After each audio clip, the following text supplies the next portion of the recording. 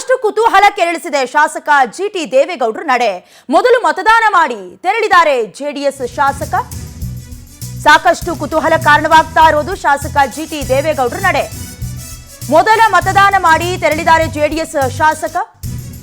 ಏಕಾಂಗಿಯಾಗಿ ಬಂದ್ರು ಜಿಟಿ ದೇವೇಗೌಡರು. ಮತದಾನ ಮಾಡಿ ವಾಪಸ್ ಆಗಿದ್ದಾರೆ. ಕ್ರಾಸ್ ವೋಟ್ ಮಾಡಿಬಿಟ್ರ ಜೆಡಿಎಸ್ ಶಾಸಕ ಜಿಟಿ ದೇವೇಗೌಡ ಅಂತ.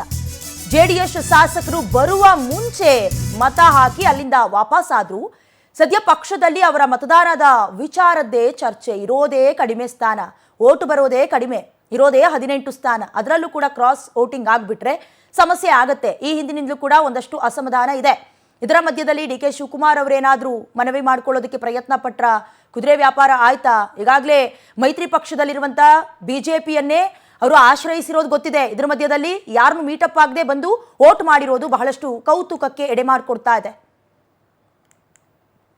ಇನ್ನು ಇದೇ ವಿಚಾರಕ್ಕೆ ಸಂಬಂಧಪಟ್ಟಂತೆ ಹೆಚ್ಚಿನ ಡೀಟೇಲ್ಸ್ ಅನ್ನ ಲೈವ್ನ ಮೂಲಕ ಕೊಡ್ತಾರೆ ನಮ್ಮ ಪ್ರತಿನಿಧಿ ರೂಪೇಶ್. ಜಿಟಿ ದೇವೇಗೌಡರು ಜೆಡಿಎಸ್ ನಲ್ಲಿ ಗುರುತಿಸಿಕೊಂಡಿದ್ರು ಕೂಡ ಇಷ್ಟು ದಿನಗಳ ಕಾಲ ಪ್ರತ್ಯೇಕವಾಗಿ ಅಂತರವನ್ನ ಕಾಯ್ಕೊಂಡಿದ್ರು. ಅದರ ಮಧ್ಯದಲ್ಲಿ ಈಗ ಅಂದ್ರೆ ಏಕಾಂಗಿಯಾಗಿ ಬಂದು ವೋಟಿಂಗ್ ಮಾಡಿ ಹೋಗಿದ್ದಾರೆ. ಸೊ ಏನ್ ಹೇಳಿದ್ರು? ಸಿಕ್ಕಿದ್ರ ಮಾತನಾಡೋದಕ್ಕೆ ಅಥವಾ ಇದರ ಹಿಂದಿನ ಲೆಕ್ಕಾಚಾರಗಳೇನು ರೂಪೇಶ್?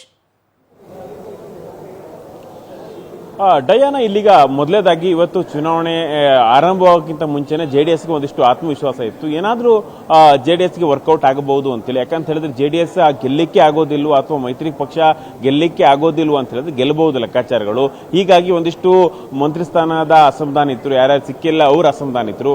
ಅದೇ ರೀತಿ ಒಂದಿಷ್ಟು ಅನುದಾನ ಸಿಕ್ಕಿಲ್ಲ ಅಂತ ಇರುತ್ತೆ, ಅವರೆಲ್ಲರೂ ಕೂಡ ಸೇರಿಸ್ಕೊಂಡ್ರೆ ಗೆಲ್ಲಬಹುದು ಅನ್ನೋ ಲೆಕ್ಕಾಚಾರ ಜೆಡಿಎಸ್ ಹಾಕೊಂಡಿತ್ತು. ಯಾವಾಗ ಜಿಟಿ ದೇವೇಗೌಡರು ಏಕಾಂಗಿಯಾಗಿ ಬಂದ್ರು, ಜೆಡಿಎಸ್ ನಾಯಕರು ಸಂಪರ್ಕವನ್ನು ಮಾಡಿದ್ರು ಕೂಡ ಜಿಟಿ ದೇವೇಗೌಡರು ಯಾವುದಕ್ಕೂ ಕೂಡ ಬಗ್ಗಿರಲಿಲ್ಲ.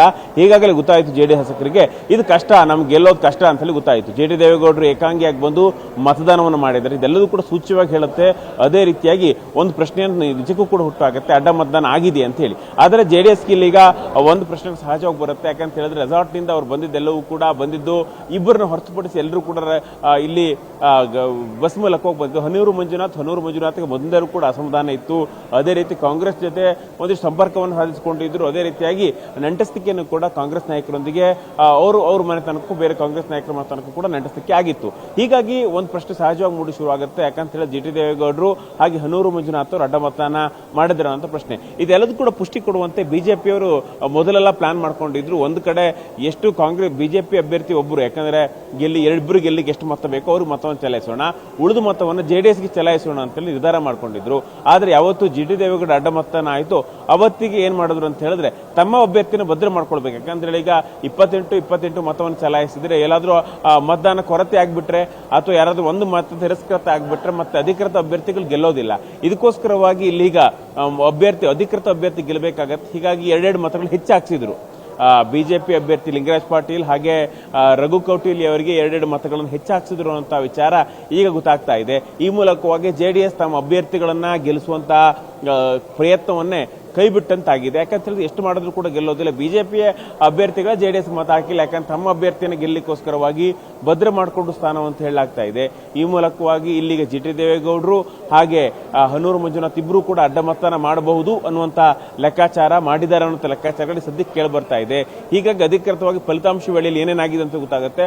ಒಟ್ಟಾರೆಯಾಗಿ ಅವರಿಗೆ ಇರ್ತಕ್ಕಂಥ ಅಸಮಾಧಾನ ಎಲ್ಲವೂ ಕೂಡ ಈ ಚುನಾವಣೆ ಮೂಲಕ ಹೊರಹಾಕಿದ್ದಾರೆ ಅನ್ನೋದು ಸ್ಪಷ್ಟವಾಗ್ತಾ ಹೋಗ್ತಾ ಇದೆ. ಡಯಾನ, ಥ್ಯಾಂಕ್ ಯು ರೂಪೇಶ್ ನಿಮ್ಮೆಲ್ಲ ಡೀಟೇಲ್ಸ್ಗಾಗಿ.